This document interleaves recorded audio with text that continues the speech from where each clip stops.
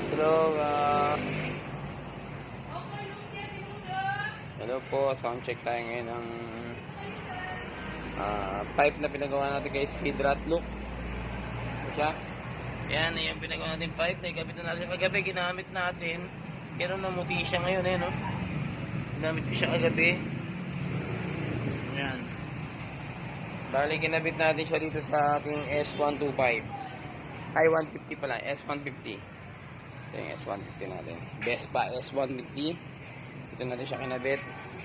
Titignan natin kung magiging tulog niya. Pero malutong yung tulog niya talaga eh. Sound check natin. Sound check. Yun. Start natin. Up, naka ano. Stand. Okay, start natin.